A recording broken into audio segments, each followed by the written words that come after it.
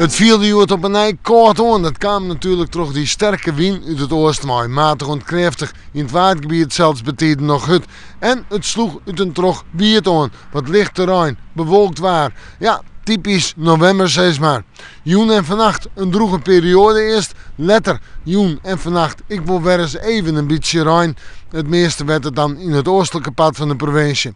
De temperaturen 2 of 3 graden en de wind die komt wat meer uit het noordoosten maar misschien letter wel wat meer noordelijk en die zal matig en vrij krachtig wezen. De vrij krachtige wind in het kust- en waardgebied. Mooi nu daar.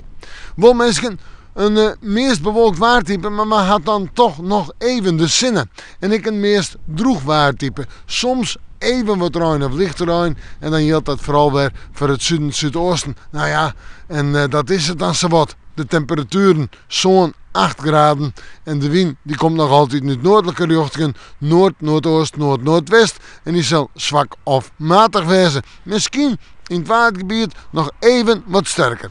Dan komt de nacht richting Tonge. Maar een temperatuur, nou, 1, 2 graden boven nul. En frost onder groen. En dan het fruitsjoch. Tonge, een roege dag. Eerst rustig, eerst zinnen, letter rijnwetter. Flink wat rein en buien. En letter op het dag warm uit het zuiden en het zuidwesten waait. Temperatuur, ik denk om het bij de 8 graden in.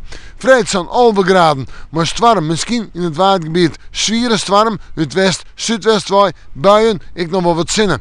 En op sneeuw hebben ik wat zinnen staan, maar ik een aantal buien. Het wordt wat rustiger en 11 graden. We moeten morgen maar weer even in het waarsjen.